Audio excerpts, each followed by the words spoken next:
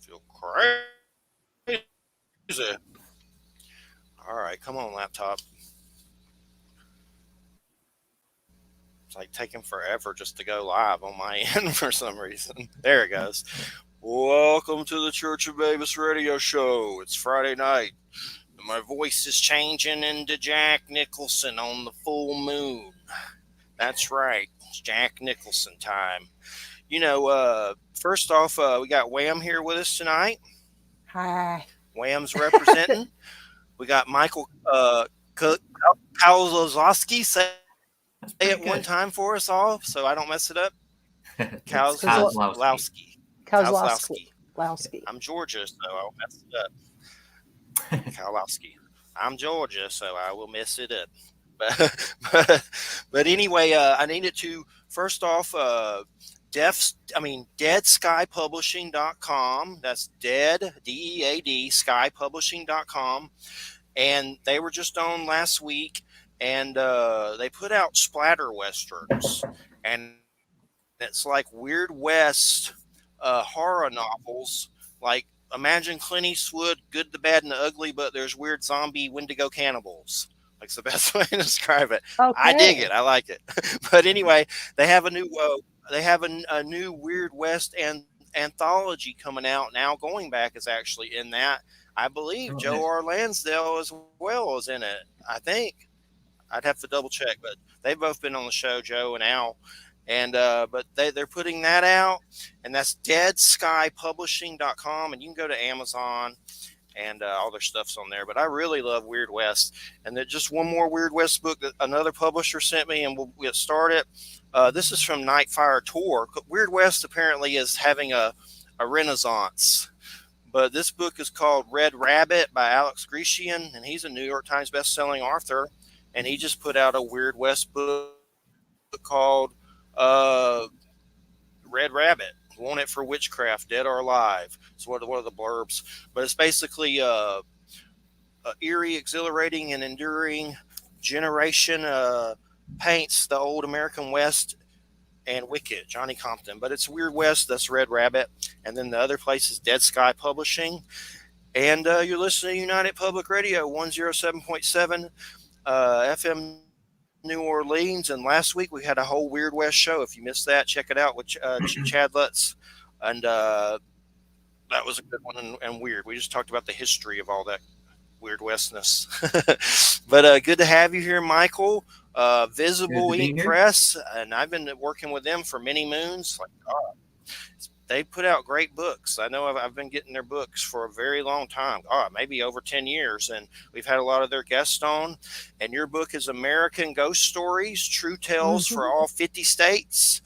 And That's forward it. by Richard Estep, who's been on. And is this your first book? No, it's my first Is kind of this your. ghost story book, but it's not my first book. I write more horror fiction, actually. So I have a couple of novels published Nice, nice. through Raven's Tale, and I have a collection of horror short stories that have been published various magazines and whatnot, and I just collected those. That's all available on Amazon or on my website, which is MikeKozlowski.com. I'll say that several times tonight, so be sure to write it down at one of those months. Yeah, go ahead. Definitely. Definitely get those plugs in. And so what got you started on the subject of paranormal? First off, have you ever had anything paranormal happen to you that maybe caused that? like like what No, I happened with the wouldn't. horror stuff too got you into all that? And I guess kind of like some background. Sure. So the horror stuff, I'll credit probably first to my mom for giving me my first Stephen King book, which most horror aficionados my age, that's probably where they got their start reading a Stephen King book way too young. It was Pet Cemetery, and I think I was 11, and I'm pretty sure she bought it for me because it had a cat on the front. She knew I liked cats, so I don't know if she. There goes my dog. So mad because I just mentioned cats, apparently. But anyway, oh my god, where do they start right now?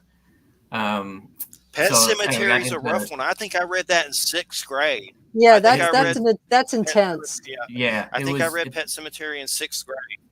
yeah, it's not a book for an 11-year-old. Right. But I loved it, and next by the end of the year, I was in like the Stephen King book club. They send you all the hardcovers and all that cool stuff, and just kind of went down that path with the reading, and I read everything, all genres really, but that's kind of was my main focus, I guess.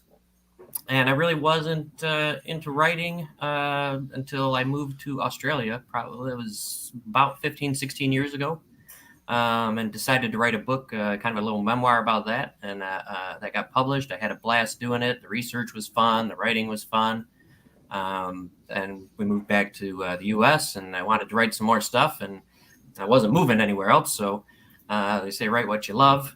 They also say write what you know, but I don't buy that one as much. But write what you love, and I love the horror stuff, so that's the direction I went.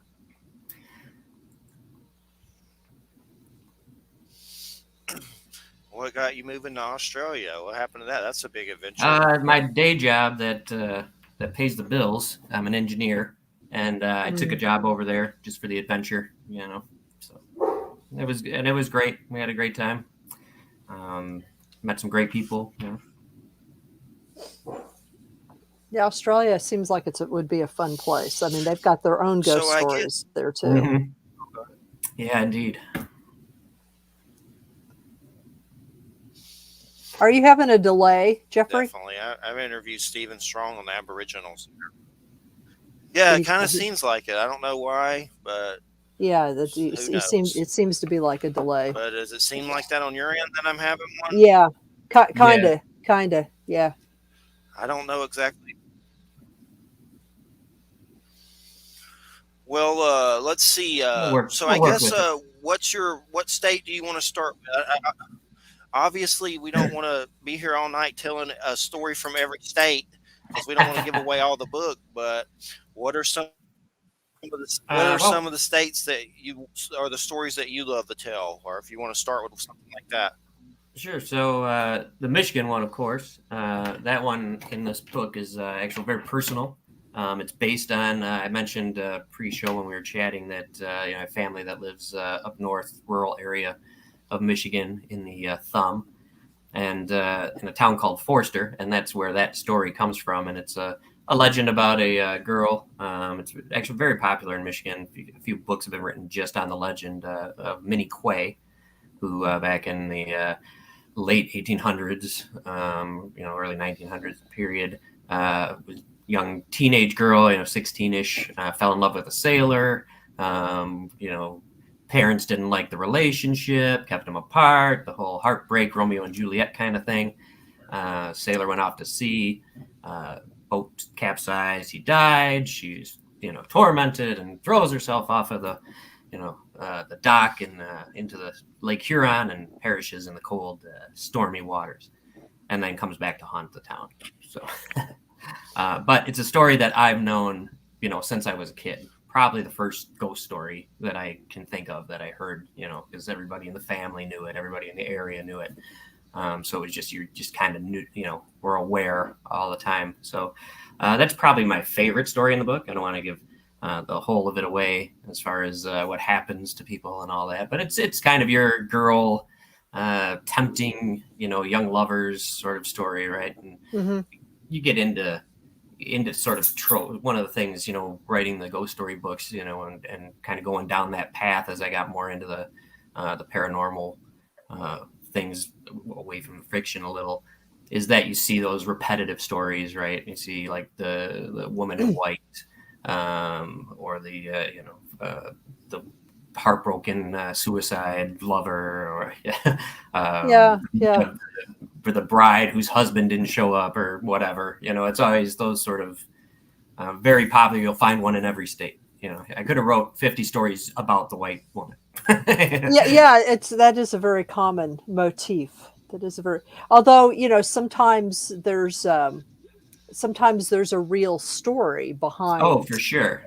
Behind those apparitions, but it's interesting that those become sort of a trope, a way of talking about or describing the haunted nature of something Right. that maybe isn't solved or is tragic in some way. And a lot of, I mean, there's a certain amount of things, right? Traumas, energies, emotions that, are thought to cause, hauntings and Mm-hmm. apparitions and things like that. So you have, things that are repetitive, that just Right. are by their nature. The things that cause ghosts supposedly are, similar all the time. So, Right. It seems to be that way anyway.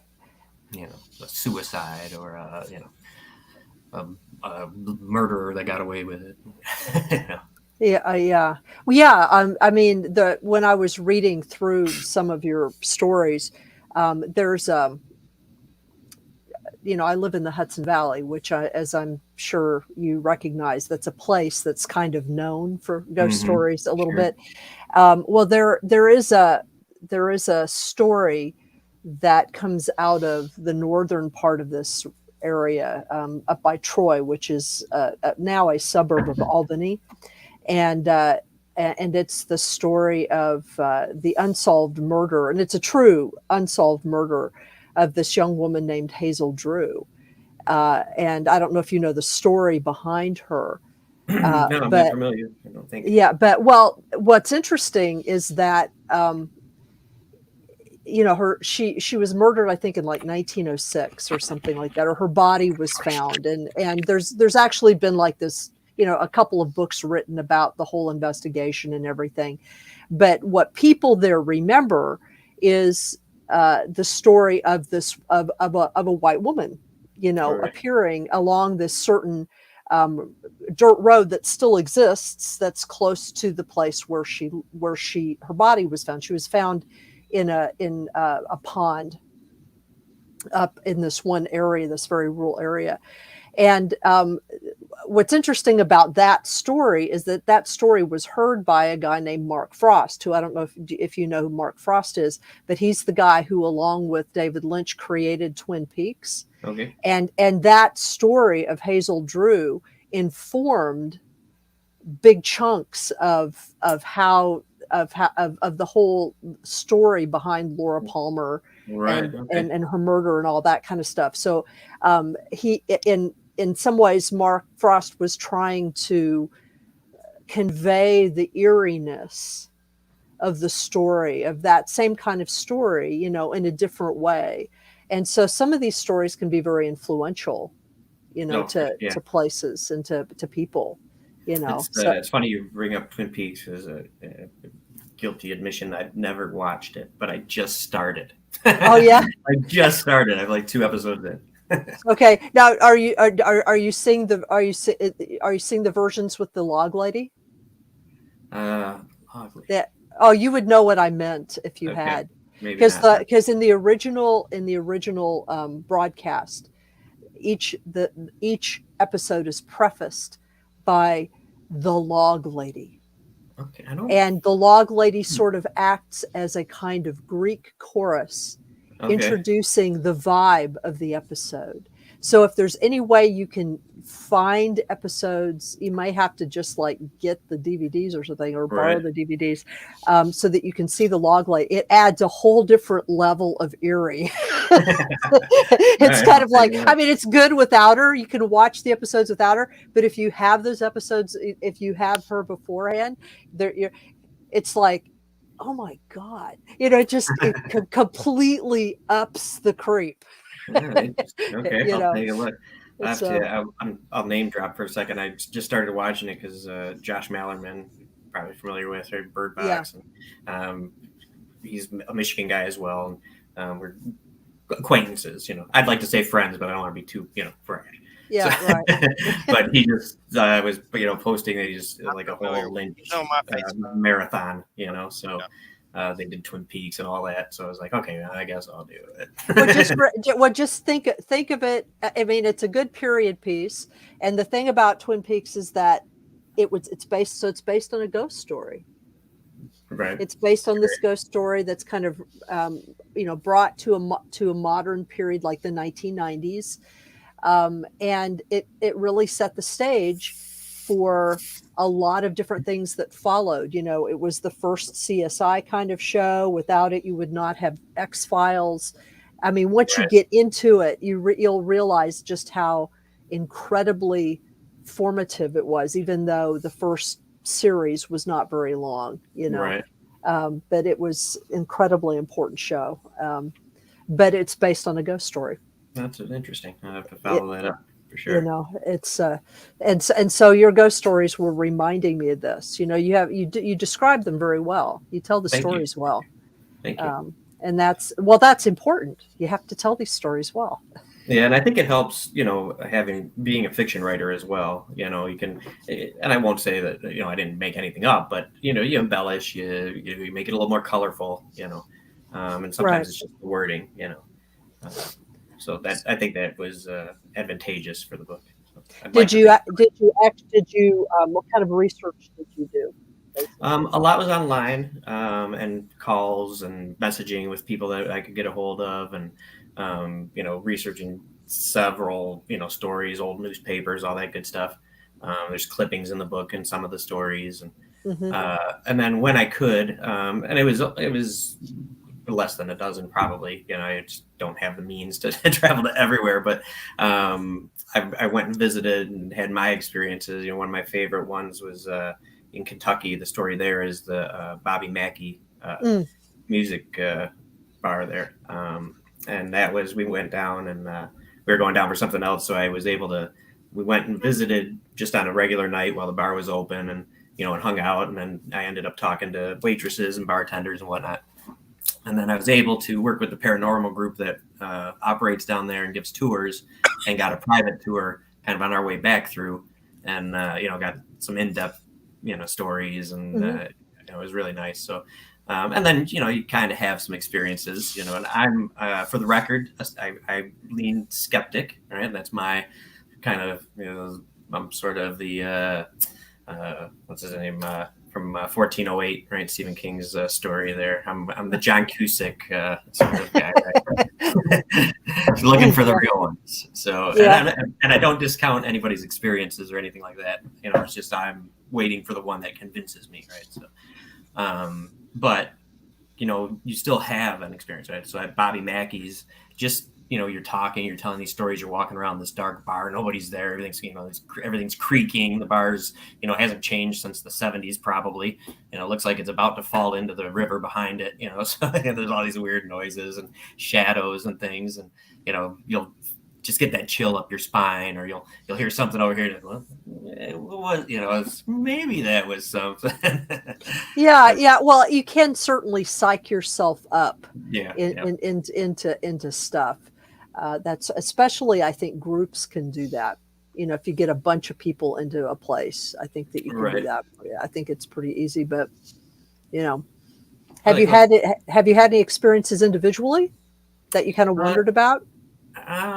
Nothing that really stuck with me. I mean, when I was younger, I had friends that, you know, we would call, you know, psychics, and we would do the Ouija board, and, you know, and there were moments in the moment where I was, you know, scared or what's going on. But, you know, I'm an investigative sort, and I don't take too much just at face value. So, you know, I need to be pretty convinced, and whether I believed it in the moment, I either talked myself out of it later, or, you know, you know, that sort of thing. So, right. Well, you know, that makes a certain kind of sense. Can you hear us, Jeffrey? Are you doing okay? Yeah, I can hear everything fine, but is there still like a delay on my end? You're saying? Yeah. There seems to be a little bit of a delay. Yeah. Now, the only thing it could be is the internet and this laptop. I'm sorry, what, Michael? Do what now? I just didn't want to cut him off. I'll wait a second till we. What'd you say, Jeffrey? Oh, I was just saying, I mean, this is the same headset I use on the other PC. So the only thing I could think that it could be is the internet and this laptop causing the delay. That's the only thing it could be. It's the same exact headset. So. No, it's not. Usually delays are not caused by headsets. So, you know, It's probably the It's laptop. probably internet. Yeah. Annoying. Well, what were So you gonna say, Michael? I was Yeah. going to ask Wham and yourself, have you had, supernatural experiences that, have stuck with you or that have convinced you of, the reality of ghosts Well, or I've the had opposite, had ones that have come I've true? had I've had weird experiences. My whole thing is that I think people have lots of experiences. I don't know what a ghost is.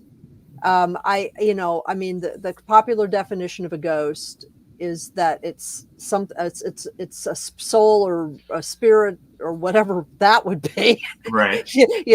that's left over after someone's died. I mean, I guess that's like the common, Sure. Yep. a Right. definition. But the truth is, we don't really know what that is, and I don't know what that is. It's kind of like explaining an unknown with an unknown. You know what I mean? It's like we have these experiences and we put labels on them to try to get a sense of, so we can call them something. Right. I have had some odd experiences. I mean, I have my own blog, podcast thing that I do personally, and my own website, and I talk about some of the experiences that I've had. I've lived in fact, I'm writing one now. I've lived in 3 houses that I would consider haunted, whatever that means. Okay. In the sense that, and I have a particular definition for why I'm talking about these particular houses.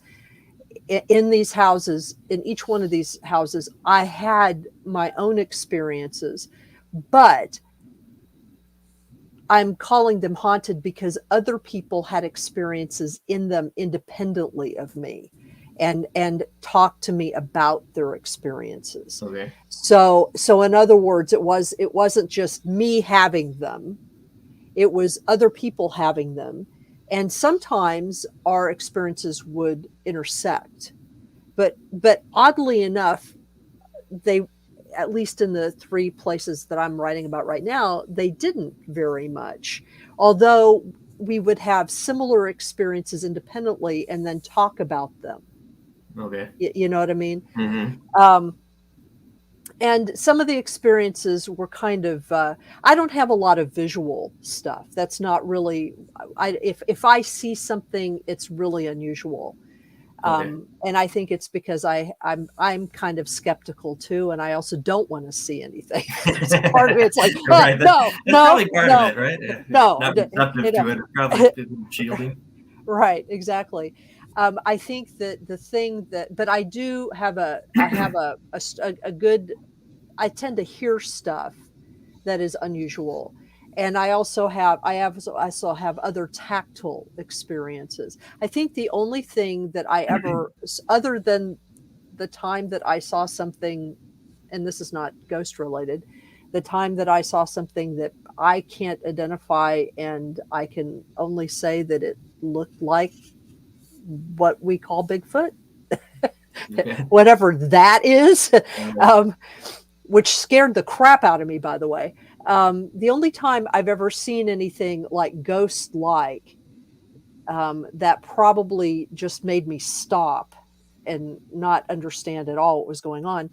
I was This was is one of the haunted houses that I'll be talking about. It was the house of a friend of mine, and she tended to have, this is the way she described herself. She was, a kind of a traditional witch, and she tended, that's what she called herself, and Sure. she tended to, um, have interactions with the dead, as she put it, that they would come to her, souls that were lost would come to her and she would send them on. That's just kind of how she talked about her experiences. And so as a result of that, her house often had, reportedly, and this is according to her daughter and other people who lived with her, obviously, a lot of weird crap that would occasionally go on. Well, I happened to be at her house one weekend when there was a lot of activity going on in the house, and there was some specific reasons for that, which I'm going to write about, but I don't want to all get into, that had accelerated some of these experiences that people were having. And I did experience some of what people were talking about. Like, so one of the things that would happen is that and I'd been in this house before, so I kind of, I knew where everything was, and I knew kind of where things should be and not be, and stuff like that. And you would walk down, I was walking down the hall, and I'd just be walking down the hall, and then all of a sudden you would feel this. I mean, it happened unexpectedly. It would feel like somebody or something was right up against you, and it would feel exactly as if you had bumped into somebody. That's literally how it felt. But there would be nobody there. But it would almost be like you would feel like somebody deliberately bumped into you. Right. It was that's very unnerving to have that experience. For sure, yeah. And very physical, and yet nobody's there. So that was part of one of the things that I experienced there. I think the thing that really freaked me out, though, was that at one point there were 5 of us in the living room. This was in broad daylight, so it wasn't at night. We were talking. It was there was a lit candle. My friend had lit a candle in a candlestick that was kind of across the room. Her daughter was at one side of the room. She had lit the candle on the other side of the room, and the candle was, like a prayer candle. It was, for calmness or whatever, that kind of stuff. And there were like 3 other of us, and we were all just sort of scattered around the room, and we were talking. And then all of a sudden all of us together heard this kind of cracking pop noise. And it was coming from the direction of the candle that was lit. It was in like a candle, like a candle holder. It was like a taper. I don't know, your standard, 12-inch taper, whatever. Okay. And what I saw was, and at first I didn't know what had happened. For some reason, my mind read, when I saw it happening, I was obviously trying to understand. I thought that maybe the candlestick had become hot and broken and snapped, and something had, how when that happens sometimes, candles can kind of explode a little bit.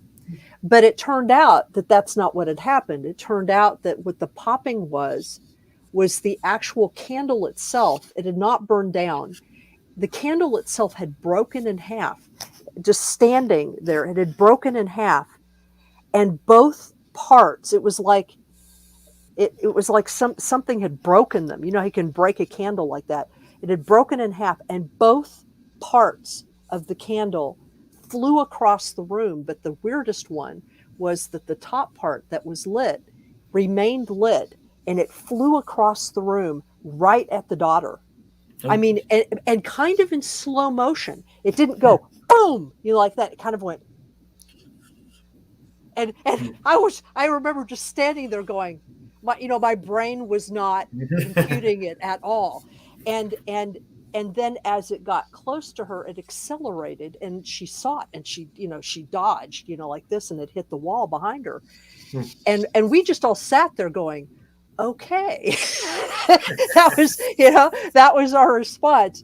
And I think that probably scared me more than, because I have no explanation for that. Right. I don't know what that was.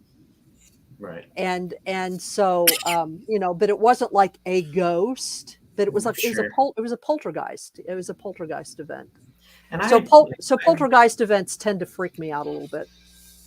Yeah, I would see that. And I believe, like, I would say right now, if somebody were, to put me on the spot, I'd say, no, I don't believe in ghosts, but I believe in energy, Mm-hmm. and the ghost thing is a lot to do with my own, personal beliefs regarding, the afterlife and things like that. And whatever. Right, exactly. They just don't jive, right? Like, ghosts don't fit into my narrative. So, right, exactly. But an energy, energy does. So, things that could be explained in that way, like sort of like a repetitive sort of, the ghost on the loop sort of idea. It's just more of a real, right? It's not interactive. It's just you're seeing some flash from the past or something that's, multiversing us or something. Whatever, however that works. Right. Well, right. Something like that could be, energy related somehow, or even, orbs or things like that. Even hearing voices or something, I guess, could be, right? It's all waves and, there may be science behind it is kind of my point. Right. No, I agree. Not so much a supernatural sort of thing, Yeah, I mean, if we think about the supernatural, is generally termed the supernatural as simply being something we haven't quite explained yet. Right, just haven't figured it out. Sure. Yeah, exactly. Yeah, so yeah, that's sort of where I come down on this kind of thing too. It's not that I don't believe that there can be communication with all of that stuff. I mean, but to me, it's like, number one, I don't know why ghosts would want to necessarily communicate with me. Right. It's like, but on another level, it's like, of course, there could be some types of communication, because if you think of, I think of like consciousness as sort of being everywhere. So if that's possibly the case, then there might be kind of all levels of communication that might occur, Right. across time or across, different dimensions or something like that. I mean, I tend to think like the house that I live in now, I don't call it haunted because I haven't experienced any kind of regular things here that would tell me that, but there have been some odd things that have happened here, I think it's because it's an old house. This Right, house yeah. is over 100 years old. It sits on groundwater. I mean, it sits right on a well, right on a spring. We have like 5 springs on the property. So water's everywhere. A number of people have died in the house naturally, nobody unnaturally. It's a house that's had like a normal lifespan. And all those things, every experience is leaving a mark, right? Exactly. Right? Leaving some sort of energy or some sort of something behind, and maybe we cross over those things. Right. Or maybe even the house itself, sometimes I think like houses, especially old houses, they just accumulate all that stuff Right. from different people. And it's sort of like a memory box. I like the idea of it accumulating so much that every once in a while it has to spit something out. Or express itself, Right. It's like, I got to get this out. So this way you get a ghost. Right. Or, maybe it just becomes, like the occult, if you're familiar with the occult idea of the egregore, there's sort of develops. Yeah. Is that what you're going to say? I was going to mention it earlier, actually, when you were talking about, people's experiences and how they see things and whatever, and sort of that collective consciousness and why, you have certain tropes, right? Like, 'cause that's just what's in your head. So you might think, if I'm going to see this, I know this story about a woman that was going to get married, and on her wedding day, she's in her dress and she's all ready, and her husband gets killed, and she commits suicide because she's so distraught. You're gonna think of a white witch, right? You're gonna think of a woman in white, right? And other stories of women in white, so that they're gonna influence you. So, that sort of collective thought, and just those stories. It's an interesting, the egregore, the idea that story can create an actual sentient being, sort of, right? Yeah. One theory is that enough of us can think about something that it actually manifests. Yeah, that's like the whole Slender Man thing. Yeah, right. Exactly. That there is a kind of energy that has collectively created, Right. perhaps, maybe intermittently, Right. an entity like that. Yeah, that's the stuff that, though I'm not somebody who thinks I'm going to find a ghost, still when I'm walking through a place or I'm doing, research or whatever, I'm still getting chills. I'm still expecting something to get me from around the corner, until it doesn't, right? Just like, it's like a haunted house. I know that nothing in there is real. like a Halloween haunted house, not an Well, actual. right, exactly. But I know nobody, they're all in costumes and that, but I still, poop myself a little when they jump out. So, You're still susceptible to the jump scare, right? you're right. So I wanted to say, and that's what makes it fun, even if I never am convinced there's a ghost or never prove that ghosts aren't real or whatever. Right. The journey's the fun part. Well, yeah. Well, and you get to, and I mean, that's one of the things I noticed when I was reading through your books. I mean, your stories here, is that what I liked about it was that you give a little bit of a history of each place. Right. It's brief, but you give a little bit of a history, because that history is actually really important, because it sets the context for the story. And because these stories, even the ones that are tropes, they don't appear in isolation. They're Right. part of a larger milieu of account. That's what interested me about the Hudson Valley. The Hudson Valley is known as a place where lots of different things happen, and that has become so much a part of the place here, that of especially the mid Hudson Valley, but even the further environs, like down towards New York City and up towards Albany, that there are many communities that they just expect stuff to happen. Right. And when stuff does, they just are kind of like, it's part of who we are, Right. Well, and like on one that everybody would know, it'd be like Salem, right? Like, right. You just expect there's witches there. It's haunted. That's just what it is. That's But if you didn't know the history of that, then it wouldn't make no sense. Right. So Exactly. the history is important, right? The story, And people, I think, when you have an experience, it could be, you can go either way. It can be, this happened, this person died, we had this, whatever tragedy, so we should be seeing a ghost, and you're kind of looking around for a ghost, right? Or something happens, and then you go backwards and you go, well, why did where did this come from? And then you go searching for the history, and right. What could be causing this, Yeah. How did this translate itself? I mean, one of the stories that I was interested in. Let's see here if I can find it here. It's I got my cheat sheet too, because I forget things myself. Well, you have so many. You write enough things. it's the story about the Idaho Tuberculosis Hospital and Dr. Hart. And that's very interesting about who Dr. Hart was.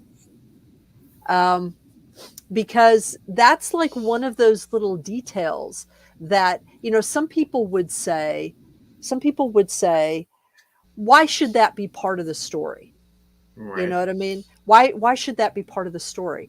And to me, it's like, well, part of the reason why that might be important in the story is because that lends an entirely different sort of emotional component to this person. Right. And I thought I tried to be pretty diverse in the stories. Like I said, I could have found 50. Every prison is haunted. Every tuberculosis ward is haunted. Every mental institution is haunted. Every lighthouse is haunted. Every school is probably haunted. So I could have wrote a book just about lighthouses. Because there's one everywhere. Right. And the same way that I could have wrote 50 women in white stories or whatever. But I tried to vary those stories, so we had a lot of diversity just in the place, the location, the type of haunting, whether it was a poltergeist or whatever. And then also not just make them all tragedies, right? It's like sometimes it was a good ghost, like this ghost was because nice things happened or whatever. So right. Well, and in this particular instance with Dr. Hart, I mean, for the listeners who don't know, I won't give the whole story away, but Dr. Hart appears to have been an individual. This person was assigned female at birth, was born a female, but understood themselves to be a male. And so at a certain point in their life, they had a hysterectomy and lived the rest of their lives. And this is in the early 20th century. So they lived the rest of their lives as a male. And they were a doctor. They had been a doctor previous to that, right? Yes. As a female, And so this person was what we would now call a trans person, a trans man, and And had become and was a doctor as a male and was found out to be trans and moved, was kind of yeah, running and away. as a result of that, Yeah. their life was kind of disrupted by that a few times, but was a very dedicated doctor, and was well known to be a dedicated doctor. And what's interesting to me about this story is that, as you put it, if the ghost of Dr. Hart is still in this tuberculosis hospital, and this hospital became known as a very good hospital, largely because of the efforts of Dr. Hart, then this person is a ghost, not because of the difficulties and the intensities of their life as a trans man, but because of their dedication. Right. Yeah, And that story, Dr. Hart doesn't really interact. Like they see a doctor, if we assume it's Dr. Hart, and there's no interaction with it. It's almost like it's the ghost is too focused on their mission and their duty to be bothered with being a ghost. Right. Well, and it's sort of like that whole recording thing Right. that you were Yeah. talking Like about, yeah. yeah. So it's sort of like this, but part of course, with this person's story, this internal story would be their, I mean, every trans person can tell you that transition and living with that and the implications of that, there's obviously a lot of emotional stuff that goes with that. There's a lot of intensity that goes with that, both in the person themselves and in some of the opposition that they will encounter in the controversy surrounding that. And so all of those things, emotion is considered to be a very important component of what might create a haunting. Right. And that was a story. I'm glad you brought that story up. I chose that story largely because of the Dr. Hart component, just because I thought it was refreshing and inspiring even. Right. And given our our political times and everything else, it just felt right to put it in. And when I was compiling the book, I probably started with anywhere from 5 to 10 stories in each state. Some were well known, some were word of mouth that I'd gotten from people, some were somewhere in the middle. And then I just tried to narrow them down. I could probably write 3 more books like this, with just stories that I would be happy to have included, but you got to whittle it down eventually. So some were really popular, like, I wanted people to know some of them, like the birdcage in the area of Arizona, Tombstone. Most people know the story of Tombstone, at least the history, if not things, right? The Winchester House, a lot of people know that in California. And then I wanted some that were kind of middle of the road and people locally, regionally probably know it. The Mini Quay one in Michigan, Papa Blanca in New Mexico. Those ones, some people know. And then I tried to find a few obscure ones that like one person knows, just to make it interesting. So that was a lot of fun of compiling it too, and just making it, as diverse as I could. Well, yeah, but it stands out as a really interesting story, and it is interesting what you say about every tuberculosis hospital is haunted, because the reason I say that is because until very recently, I taught part-time at a community college here in the Hudson Valley, Dutchess County Community College, and the college itself, the buildings, were originally a tuberculosis hospital itself. Then there's there for sure. Yeah, right. And there were. I mean, the campus is now much larger than the hospital was. Sure. But the 2 original tuberculosis hospital buildings are still there. And what is interesting is that when I first started teaching there, and I didn't know this, when I first started teaching there, I found out that those 2 buildings, one is the admin building, the administration building, and the other, and that's where like the critical cases and terminal Okay. cases were Right. kept. And then, but a building I taught in a lot was a building where the patients that were, they knew that tuberculosis couldn't be cured, but the less sick patients were. But what's interesting is that people have reported ghosts in both buildings. And I didn't know that at the time when I first started teaching there, although I did have kind of a weird experience in one of the buildings once, but I just attributed it to being teaching a late night class and maybe not recognizing, something. I didn't even, that was before I even knew that they were supposed to be haunted. But anyway, so it's true. All Yeah. tuberculosis hospitals are Everyone, haunted. every prison, every lighthouse. Every Every, that where people are miserable. yes. You Hey, live alone in a place, you're probably going to be a ghost. let Jeffrey speak now. I was taking the whole show over. Yeah. yes. Tell me if my delay gets any better because I turned off stuff and I've been researching it. Why it's the internet that's causing it for some reason. But let me know if it gets better or worse or whatever. But what can you tell us about the Hawaiian night marchers? Because that sounds very fascinating, especially with all the horror that's been going on there. That's so traumatizing just to even read about. Like I saw one story of some girl talking about there were charred family members left in reclining chairs in their yard that refused to go, and they're just like crispy in their chairs like that. It's just crazy. So I'd love to hear a spiritual side. What could you tell us about the night marchers?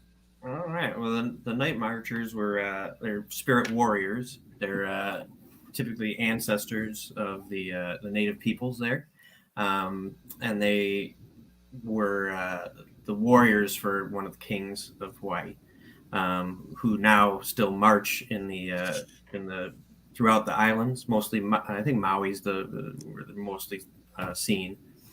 And you're supposed to just kind of not pay attention to them, look away.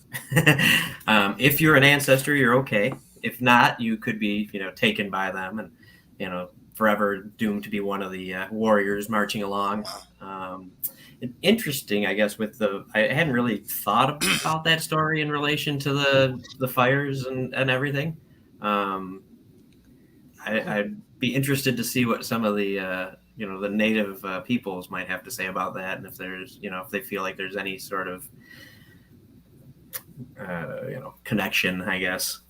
And I mean, I know they know it's a natural disaster or whatever, but those are the kind of things where stories come out, right? Like that you see them marching through the flames or down the mountain. Right. Well, either that or you get these weird conspiracy theories about it, like it was started by laser rockets or something, it's like, no, it wasn't, but yeah, I mean, I have actually been hearing, some, reports by, native Hawaii's, I guess Hawaii natives is what I should say. Indigenous Hawaiians, that kind of it's more of a sense of irony about it all, Right.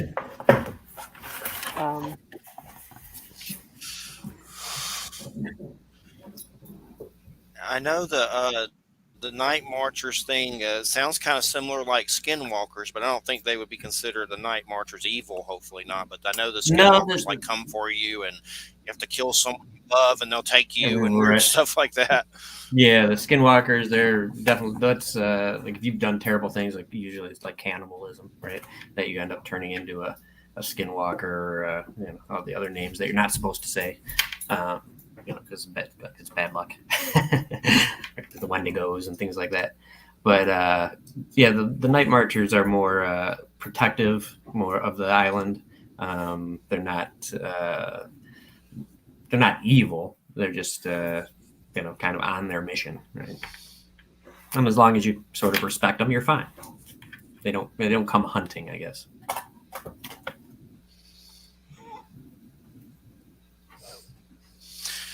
And you asked earlier about our paranormal experiences. I don't want to go into my stuff because it'll even bore me. I've told it so many times. But uh, basically, the reason we do the show is because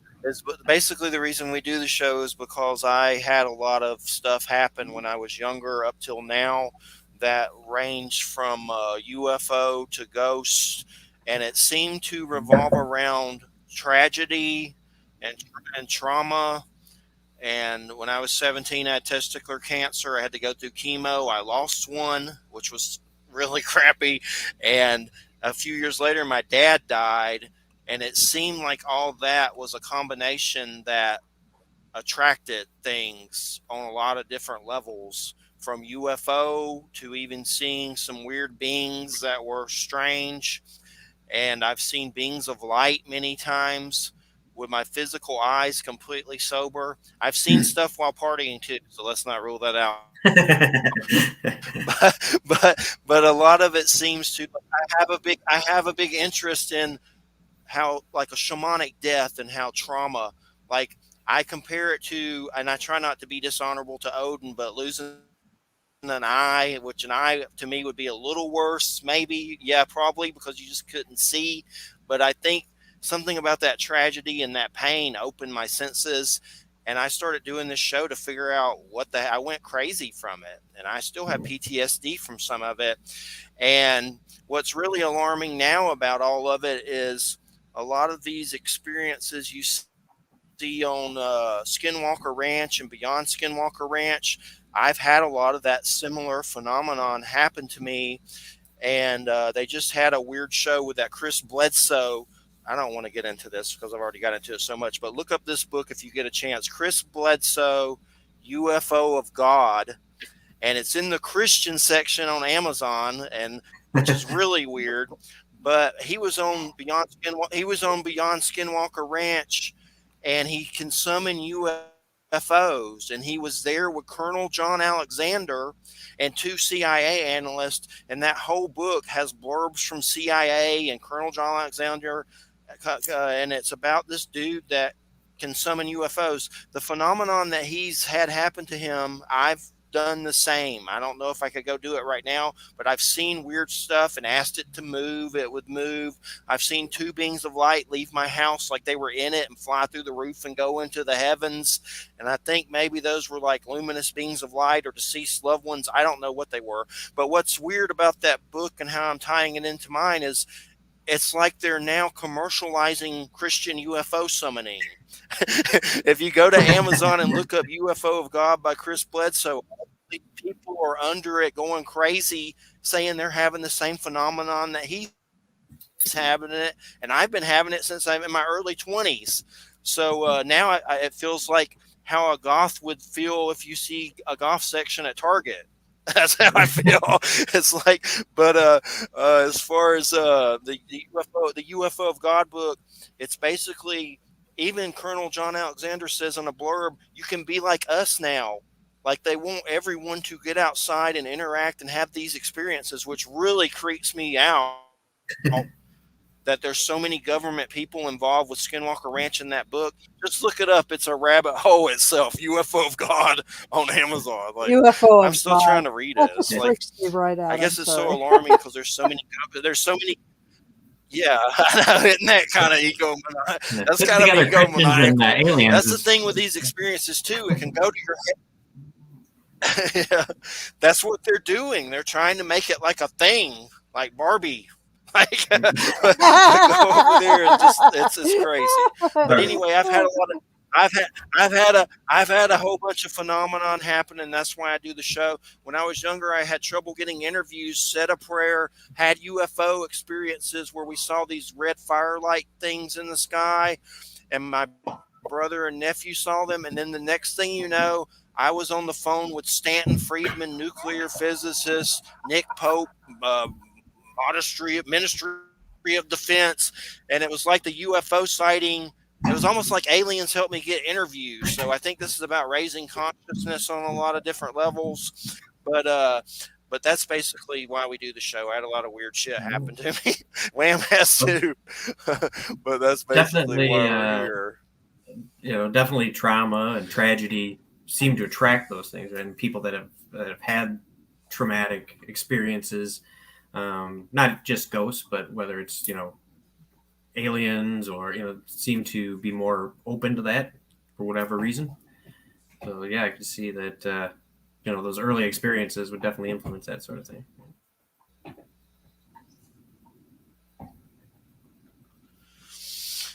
Definitely. And I'm curious, if you read UFO of God, would you have an experience? So that's an experiment. Well, maybe I'll read it and I'll That try would it. be I'll give it a weird. shot. I'm up for anything. But See what happens. Will it make me it believe in might aliens or happen. God? I'm more worried about they're trying to get. Yeah, both. But I'm more. It's weird because it's like they're trying to get people outside to see if they have superpowers interacting with this stuff. I'm worried they're going to swoop down and take people to some lab, and you never see yourself again.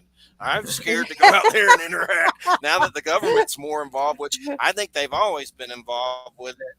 But they're going to try to grab you and take you to Montauk or Stranger Things or something. That's creepy. I mean, I wouldn't rule that out with them. That's for sure. I'm not going to go out there and be their Superman playing with that stuff. I did it before, but I don't know if I could do it now. But it's weird. I mean, basically, there's people under that book saying they can do the same thing Chris Bledsoe can do now, summon UFOs, and has 5 stars on Amazon in the Christian section with tons of reviews. It's weird. Those shows, Skinwalker Ranch and Beyond Skinwalker Ranch, those are really weird. There's so many government spooks on those shows. They had a round table with former governor of Utah, state attorney general of Utah, Robert Bigelow personnel that used to be on the ranch. And it's so many government spooks. They basically, on the last season of Skinwalker Ranch, said that there's an underground base there, and they don't know if the military put it there or aliens, and they can't drill through it.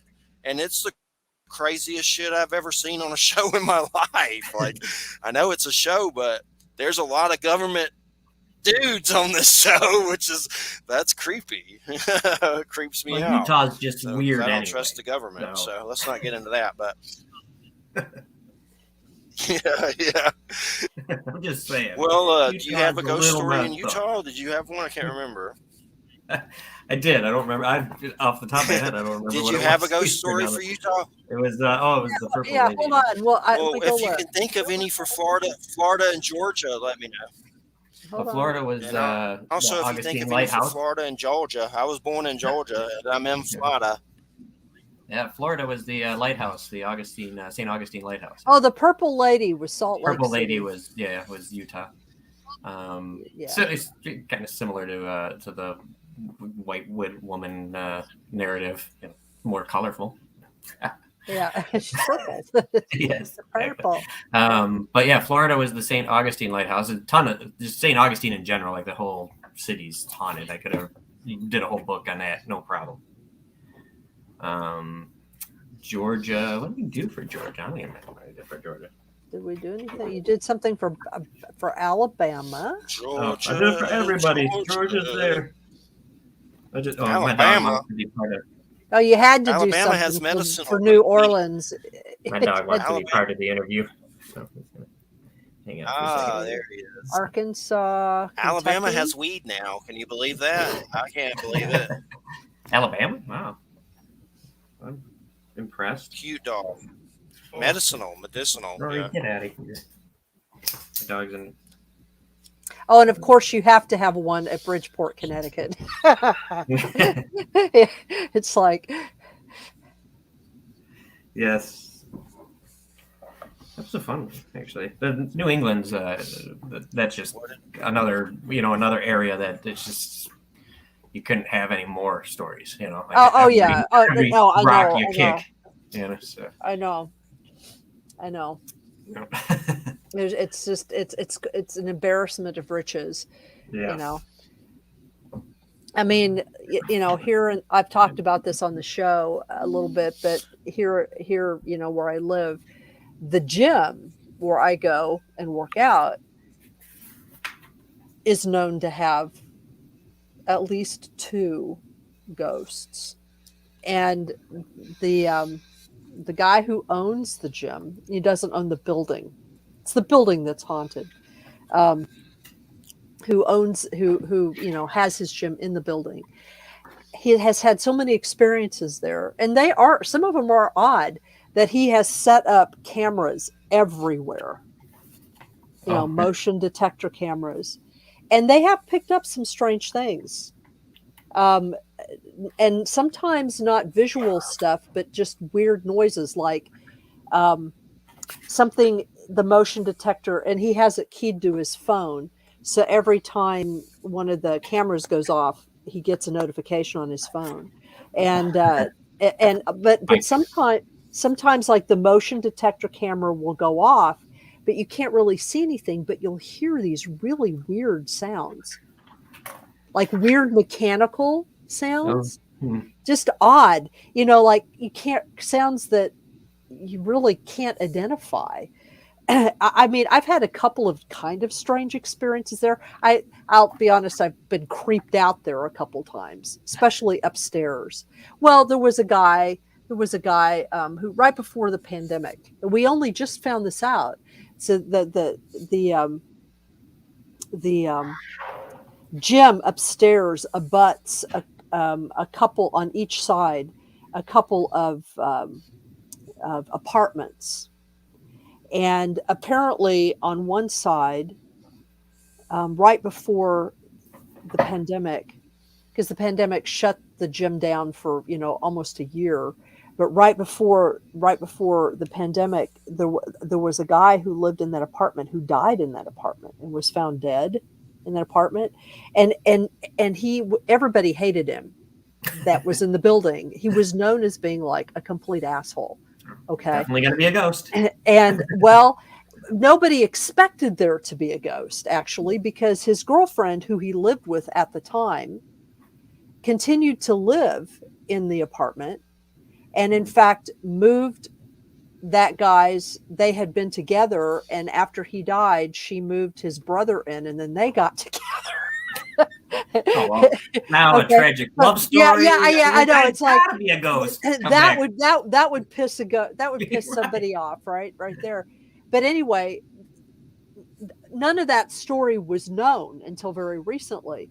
But what's interesting is some of the experiences that people have had up there. Like this happened just actually a couple weeks ago. He has this one camera that he sets up. And the reason he sets this particular camera up is that it doesn't, it malfunctions, and it doesn't, it's supposed to take film, but it doesn't. What it does instead is it'll take stills, or you can get it to work live, but it won't record. He's never been able to figure out why this one camera just won't work right. Well, anyway, he had it set up so that it was pointing down the hall into what is kind of the boot camp boxing room. All right, so that it was going, you could see it going down the hall, and then you could see the doorway basically of that room. And he was talking downstairs. It was in the evening, early evening. He was talking downstairs to a couple of customers about the kinds of things that were going on, and or because they thought they'd had a couple of weird experiences, because one of the things that everybody experiences upstairs is all of a sudden they think that they'll smell cigar and cigarette smoke, and nobody smokes in the building except that guy smoked in the building, and they'll suddenly smell that. Well, yeah, but anyway, he was showing this customer this camera, and it was live. It was he was showing it live, and while they were watching it, they both saw, and of course it didn't record it, but they both saw a figure walk across the doorway. And it didn't even look like a ghost. It looked like just a person walking across the doorway. And he immediately jumped up, the owner of the gym, and ran upstairs to see if anybody was up there, and nobody was up there. And the direction at which it had walked was towards where that apartment is, although it wasn't where the door is exactly. They would have had to have walked through the wall into the Right. apartment, but they both saw it. Hmm. They both saw it. And of course, unfortunately, because of the nature of that stupid camera, nothing was recorded. But the fact that they both saw it like live, it just freaked them both out entirely. So I'm actually going to put together a little team, and we're, in the next couple months, and we're going to set up in there and see if we Oh, can get nice. anything. See if we can get So, anything. so did you do regular investigations? I don't, not of ghosts Ah, kitty typically. cat. Not of ghosts typically. Hi, Kitty. Not of ghosts typically.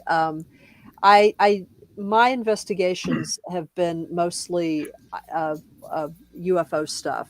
Okay. I mean, I wrote a I have a doctor's degree in American Cultural Studies, and I did mine on UFO abduction narratives in the United Okay. States, but from a sociological perspective, um, and and this was years ago. I mean, my degree, is over 20 years ago when I wrote this thing. So that's where most of my effort has been, is Okay. like, the history of UFOs and the importance of that narrative in our culture, and, stuff like that. But, whenever you start talking about this stuff in any group, people start bringing in their other stories, Sure, it all you know, overlaps, right? and it all overlaps. And so, and I've had, like I've mentioned, a few odd experiences. So I don't do regular ghost Right. investigations, though. I find those to be kind of funny. I've enjoy the kind of on my own wandering around, or the going through the bar, the Bobby Mackey's, where you just had kind of the one person, private tour sort of thing. Uh-huh. The group ones, just don't work well for me. There's too much other influence going on, or I don't know, just they get a little weird. Yeah, I mean, and I guess the way I look at it is that, if there is something there, if there is a residual from this, we think that there's two things going on. We think that there is a residual from this guy that died there. Okay. But there was some haunting stuff going on there before that, and that seems to be connected to the man who actually built the building, Okay. and who is a member of a very well established family in this part of And was the he the Hudson cigar Valley. smoker as well?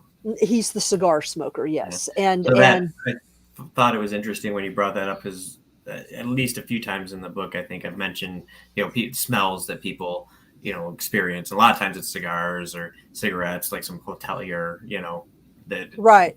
walk Well, around with a cigar. and he was this. He built.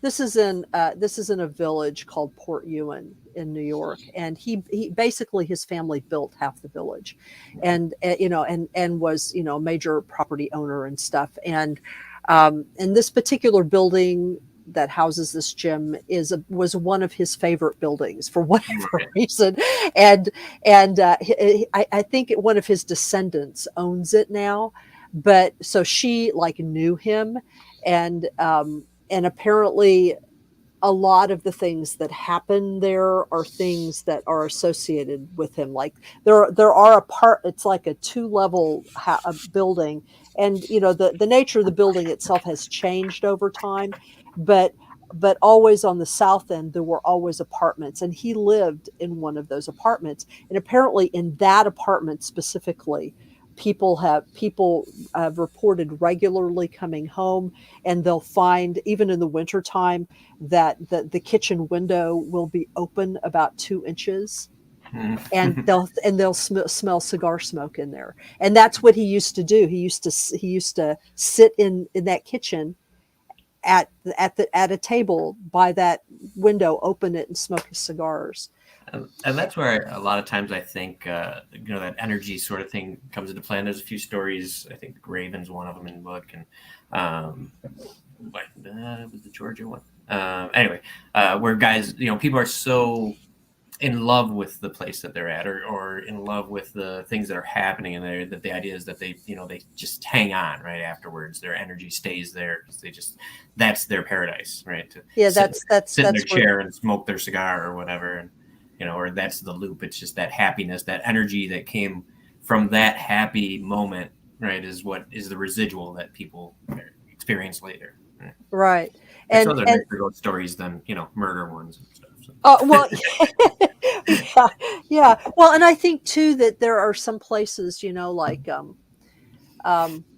place that I lived in Kansas called Buck Creek Valley that I recently wrote a blog about, that was kind of a haunted place, but also other places where it's not necessarily a house that's haunted, but like an area that's haunted. Okay. Like, I don't know if you are familiar with the a paranormal investigator, Paul Eno, but he's done a number of really, really good, solid field studies of places where people have reported just interesting experiences, not like in a house, but like in a place. Right. And there's this one spot, now I can't remember if it's in Connecticut or Pennsylvania, but it's the ruins of a village or of an early settlement that no longer exists, except that there are some ruins around. Mm-hmm. You know what I mean?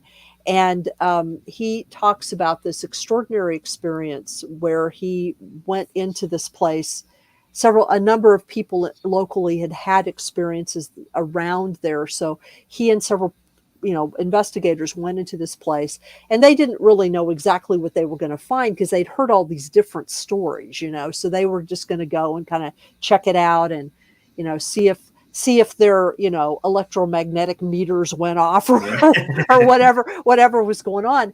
And they all reported having, the way he describes it, it was almost as if kind of in pulses you were see or experiencing aspects of the village when it was still a village, when it was still alive. It's like you could hear horse-drawn wagons, you could hear people talking. It was almost like you were time traveling a little bit. Okay. And they were able to record some interesting sounds, and to get some interesting photographs of, because these things, you may experience them, but they never photograph, right? You know how that is. And, damn these ghosts. They just don't stand still. It's like all this shimmering crap, but his description of it is very interesting, because what they had done was spread out over the entire site to just kind of get a sense of the different places. And everybody had slightly different experiences because they were in different parts of this area. Right. But they all had similar kinds of sensory responses, in the sense that they all heard things.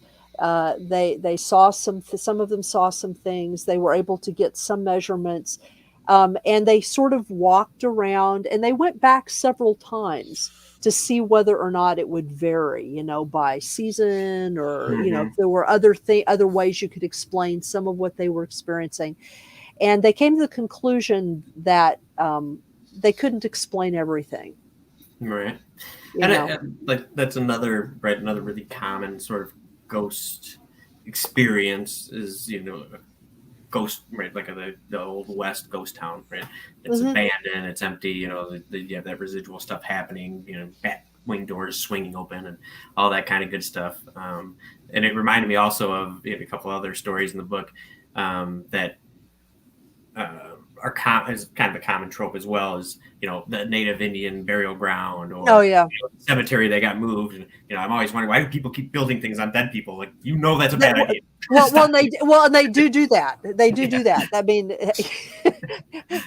I mean, we just had a situation like that here in Kingston. I live close to Kingston, New York, and there's an African American cemetery in the middle of Kingston. And it was known to be there. I mean, some of the people that were there were enslaved persons, and some of them weren't. But we tend to think of New York as not being a slave state, but slavery existed here for a long time. And even if you weren't enslaved, you were not equal. I mean, segregation was very common throughout New York, even in the city.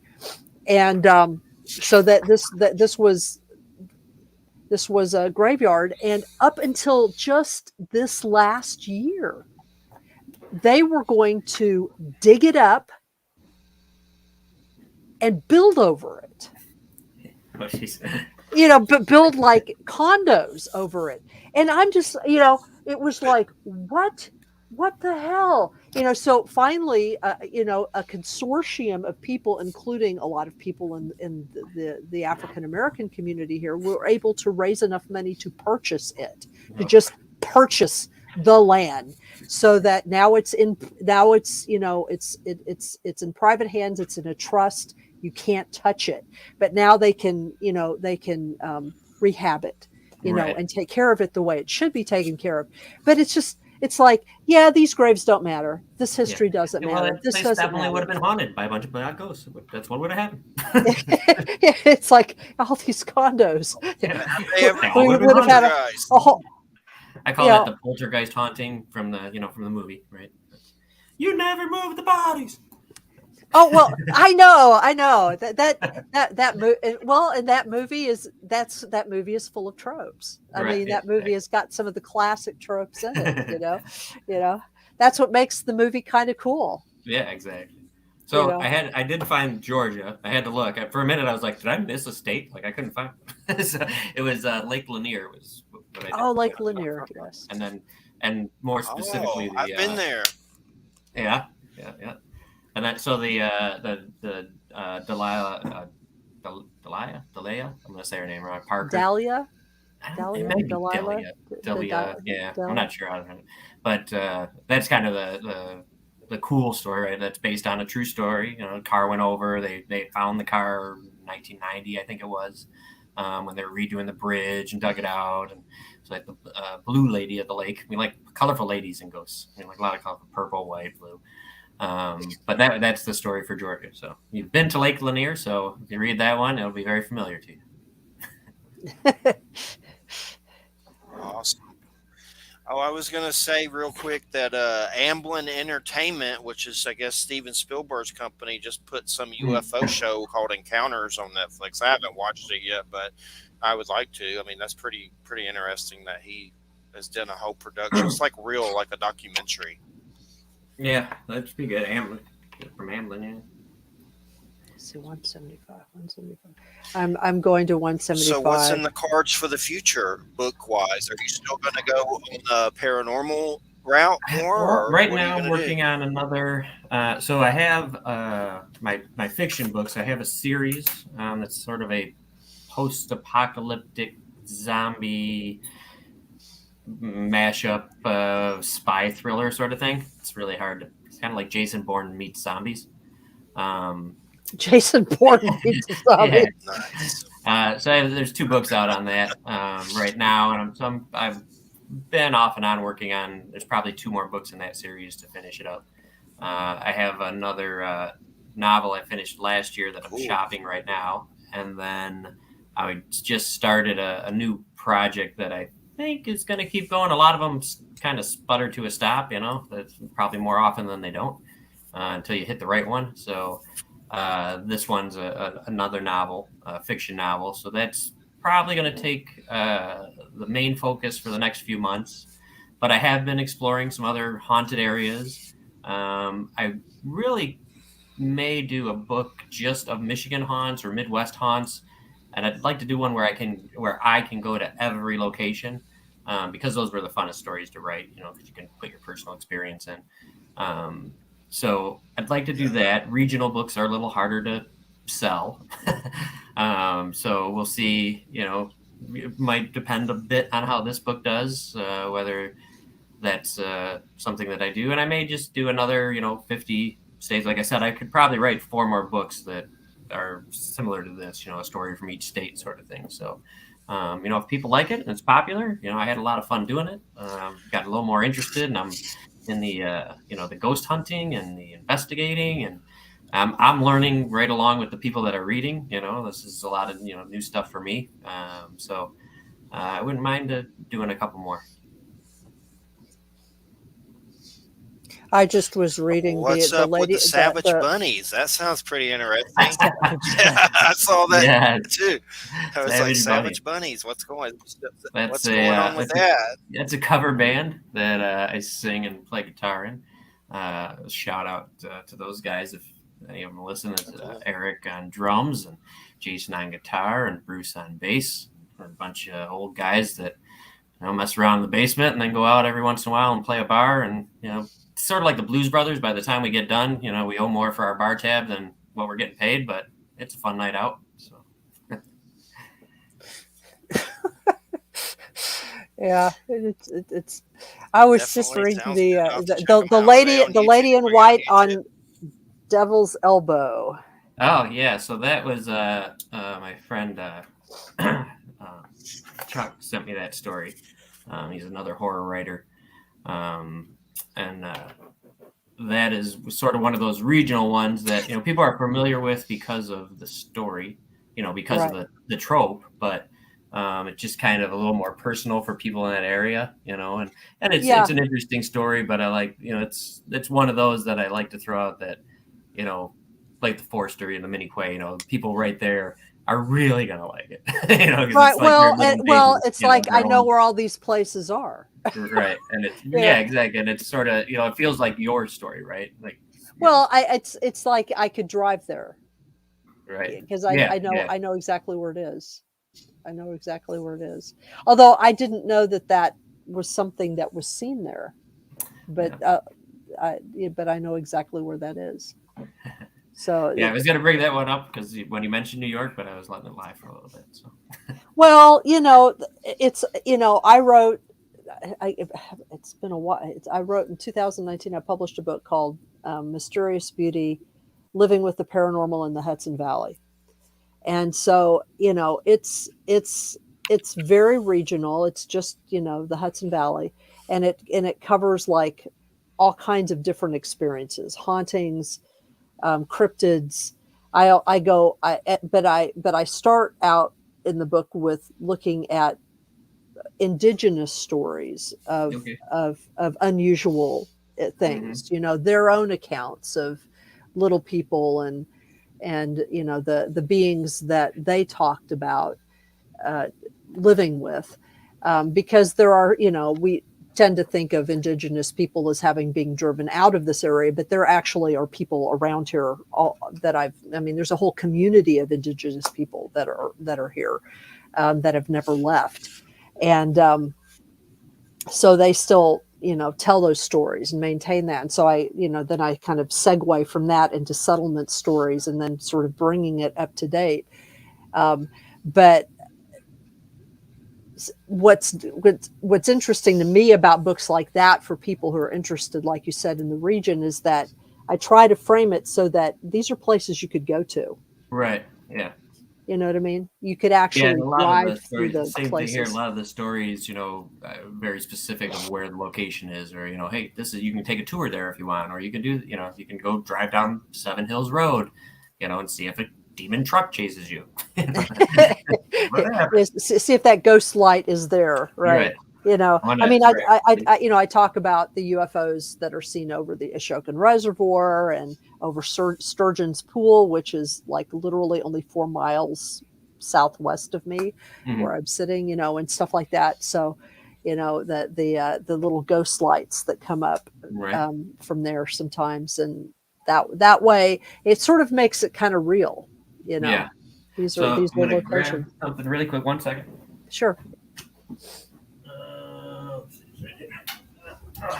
And I just wanted to say hello to all the people in chat tonight. We've had a few people in chat stopping by. Stefan, Petronek probably messed up that name, but Trinek, he's asking, and I don't know if you have any that point to mind, but any stories from Pennsylvania or the Erie region? Does anything pop into your mind?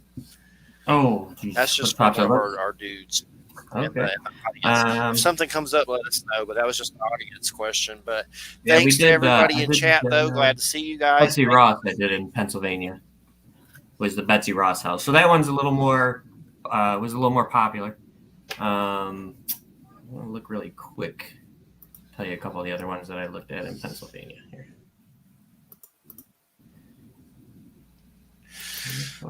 I got to figure out this weird delay thing. It's like something's trying to torture me. It's like Chinese water torture drop to give me a delay. It's like I got to get it fixed before my Halloween lineup. Hopefully my computer will be fixed Saturday. But it's like, what's the one thing we could do to mess with Jeffrey? It's like Chinese water torture or something, like a drop that goes on your face. A delay.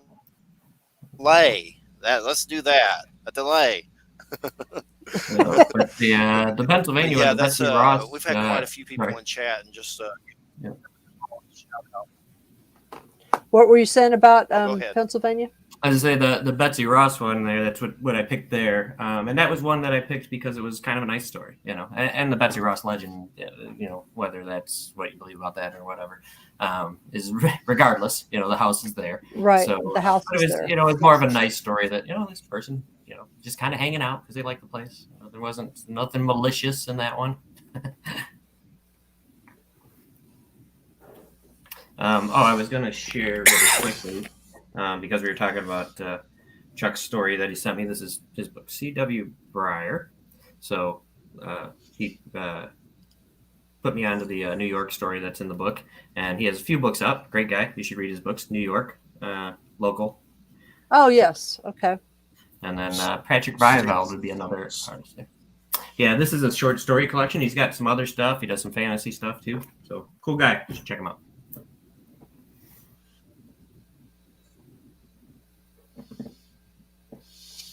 I just got the new Holly, Stephen King. I haven't started it yet, but I know it upset a bunch of Trump people for some reason, but I don't care about that.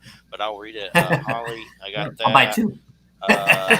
Exactly. Like this stupid one. Yeah. Hold on just a second. I got to check something. I'll be right back. So I haven't got Holly I yet. called Trump. Could you check to see if it was out there right now? Okay. I didn't get Holly yet. It's on my itinerary. I haven't read Fairy Tale yet either. I haven't read Fairy Tale yet.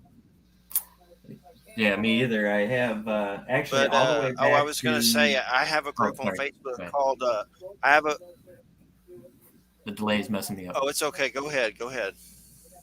Okay, so this is going to go messing me up. So all the way back to Billy Summers, I haven't read yet. So I got 3 or 4 stacking up, which is weird because as a Stephen King fan, I'm one of those guys that has every one of his books, and up on my shelf. I'm looking at right up there. But I'm kind of getting to the point where, it used to be I'd read it the first day it came out, and it would be done before, nightfall. But I'm kind of like stacking them up. It sounds kind of shitty, but maybe there's going to be a day when there aren't any more Stephen King books, so I'm going to save a few. Yeah, okay. That's Sorry me about too. That. It's like I'm trying to get a Stephen King. Trying to get a Stephen King collection up in case there's an apocalypse. I need Christine and Salem's Lot, and I'm behind on Billy Summers, Fairy Tale, and Holly. Yeah. But there's some older ones that I've never read. Christine, I'd really love to read that. But if the grid goes down, I really want to have those, So I need to start getting those. But I call Trump Führer Shitbird von Trumpelgooch. Führer Shitbird von Trumpelgooch. That's where I stand pretty much with that. So. Yeah, we are not Trump lovers on this show. I don't know. We've had a few Trump lovers on the show, and it's we have to sort of bite our tongues. Yeah, usually, creatives, artists, writers, you're usually in safe company. You know what I mean? Usually, not always. Every once in a while, not so much, but not always, but usually. It's funny. I have I've had to sit here while a guest was like pretty much. Just want to say real quick. I've had to sit here during a guest that pretty much is glad Ukraine is getting bombed because there's Nazis there, and like is happy about it. Like this, like the It's weirdest a show. it's a weird world It's right crazy. now. But go ahead, Michael. Go ahead. Say what you're going to say. I think I have another interview coming up in a week or so that they had sent some pre-questions. This is kind of how it's going to run. And the first thing was, tell me something you hate. And it can be political, it can be whatever, blah, blah, that sort of thing. I'm like, I'm going to alienate half your audience. I hate Trump. Let's just get I that out hate of the way. I hate need you to buy my MAGA. book if you would like to. I hate MAGA. MAGA Yeah. sucks. So yeah, I'm not selling probably a lot in the red states, but it's okay. Yeah, well, especially Well, I use big words and they can't read it anyway. So well, and they would think things like Dr. Allen that he would be like Dr. Hart, yeah, Dr. Hart, yeah. Hart. It's proof that you're woke. Yes, which is a weird insult because I'm really grateful when people say it. Yeah, it's like, thanks for noticing. It's like, yeah, what you're basically admitting is that you're asleep. You know what I mean? It's like you think it's okay that you're asleep. That's weird. It's been a very strange. That's crazy. 7 years or so. Been very strange, yes. What is Modelo? What's that? What do you know what a Modelo as an occupation is? I don't think so. I'm going to look that up. Modelo? I'm going to do Is that in his book? Well, there's Casa Modelo, which is the house of authentic Mexican beer. I don't remember Modelo. Modelo is a large brewery in Mexico that exports beers to most countries of the world. So maybe this person works for that company. Modelo is a beer. So that's hilarious. This person said that their occupation is Modelo. Do you work for the company or is your occupation just beer? Yeah, I'm a beer. I'm a beer. It's Chief Wiggums, Ralphie Wiggums growing up. I'm a beer. I'm a beer. I'm a beer. I like beer. I still like beer. Well, I like beer too, but only certain types and only for a little while. Oh, yeah. I like weed. Yeah, he likes weed. Well, you like. Hey, Michael, would you ever do cryptids? See, you go to cryptid locations. I would, and I actually have, and I haven't taken it yet, but I have like a correspondence course thing that's all about like cryptids. So like you get basically like a little degree in cryptology. So you get a degree. Yeah, it's like, okay, that sounds cool. So let's say it's like a little like correspondence course or whatever. I'm like, this is great. Like just to learn about all the different ones, or whatever. Like maybe stuff I don't know yet. So, but I haven't got to it yet. I actually just Might moved be good house for a book in the future. For sure.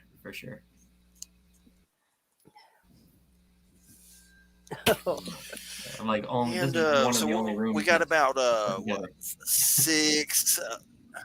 6 minutes. Ooh. We got about 11 minutes. We got about 11 minutes. Is there anything from the book you'd like to share, or any story that is like your favorite story ever? I don't know. I kind of like them all. I don't or anything really like that. love reading because I don't love how I read. One of the ones I really like is Grace Sherwood, the Grace Sherwood story. That's the Virginia story. And Grace Sherwood was convicted as a witch, and it's a very vengeful sort of story, and I like it because I like Grace. The story of Grace. You kind of, if you know the witch stories, right? They're all falsely accused, and she was one that they tried to they tied and did the ducking. So what is now Witch Duck Bay is what it's actually called. And she was the only witch convicted in Virginia. But they ducked her in and she floated. So Uh-oh. they're like, oh shit, She's a witch! She's a witch! yeah, exactly. Turned Monty it Python. Yeah. She's got a wart. But that one was fun because it's very vengeful, and then she's sort of she's acquitted, like posthumously. So she kind of gets her her revenge and her innocence restored. So that's a fun story. And I like the Salem story too, even though people are very got acquitted. She floated and got acquitted. She got acquitted posthumously. She was dead. Posthumously, yeah. Posthumously. So yeah, it was. Oh, okay. Yeah, so it didn't end great at the beginning. Like that part she had to die first. Right. Well, and the Salem one was fun to write. It's very familiar for everybody. But I really focused on, rather than the witches, I focused on Corey Giles and getting pressed to death. So that was. Oh yeah. That was an interesting story, and I mean that was one that I enjoy that story. It's sort of that the spy that won't talk sort of thing, right? Like you just he's not gonna give in, and let go of his convictions and his faith and whatever. It's like, yeah, no, I'm not going to say I'm a witch just because you're going to kill me. But then, of course, he's also dead. So 6 of one, half a dozen of the other, I guess. Well, I'm just looking at this picture of these guys, and they've tied this old woman up in a chair. Oh, I thought for the Grace Sherwood story, the picture. Yeah. So she was actually, they tied her thumbs to her toes. Yeah, I was reading that. Yeah, I don't know how she floated, but float she did, apparently. Well, I guess you could. I mean, if dead man's float, maybe sort of. Yeah, I mean, that wouldn't necessarily keep you alive. Yeah, right. Well, yeah, the sheriff then tied a 13-pound Bible around her neck to help her sink. Okay, what an asshole. Okay, yeah. Weren't they all then though? Like that's the story of the witch trials. He's like, all these assholes did this stuff. And then she managed to free herself. It's crazy. Yeah, she was pretty awesome. Like I really like her story. Well, when I look at this story, when I look at this picture though, it's just kind of terrifying because it's like all you had to do is like be an old person. Well, most in the Salem story, there's a lot about it as well, and in this one, she was really like it was almost always that they didn't like the person, right? Like or they wanted their land, or they were weird. They dressed different, they acted different, or they had a cat. Like there was something unusual about them. With your black cat, you're done. Sorry, you're obviously consorting with the devil. But it was usually because they wanted their property or something like that, or they were jealous about something, and then all they had to do was say, oh, she's a witch. And then, there were some pretty good judges that would not allow sort of that supernatural testimony and evidence. But then there was others where you could just say, well, I saw her talking to the devil. They're like, oh, good enough. Good enough, right. Right. Yeah, it was but I'll alienate some more people. I'm not a religious person, and I find religion extremely harmful. And I was raised a religious person, had a big sort of got away from religion for different reasons I won't go into that are long, but it was a journey from being raised religion to where I am now. Right. And a long journey and a difficult journey because you're indoctrinated, right? As a kid, no. I was indoctrinated. I get it. I was raised a very to try to get away from that is hard, right? But that's a thing that, like I was saying before, kind of ties back to the skeptic thing, is that I just don't accept things at face value very often, So eventually, I was like, this just does not make sense, as I got older, right? And went down that road, but. Religion now I'm kind of actively against, right? Not so much that I just don't like it or I just am not a participant, I'm kind of actively against religion because it's so harmful. And you see it back in like these stories, right, with witches and things like that. It was all religious based. You just said, well, God said she's a devil, so there she goes. And you see it now, right, in our political landscape. so right. It's like talking about the last 7 years or so, that's really turned me off even more, to where I was more just a atheist that said, okay, you do what you do and just leave me out of it, to where I'm not like, you should probably stop what you're doing because you're hurting people. Right. But, no, I understand. So just get comments on that one. That'll be good. Definitely. Well, that's okay. Whatever. But maybe if I read the UFO God book, I'll have a whole different perspective. Hey guys, does it seem like I still have a delay? A little bit. Yeah. I was testing stuff. Does it still seem like the delay's happening? I've been testing stuff, so it seems like it's still happening. Very annoying. But we got 4 minutes left. What is your first off, I just want to say it's been a very great show. We really appreciate it, and I've really enjoyed it. I was kicking off the Halloween season early, and it's a great show to do that with for sure.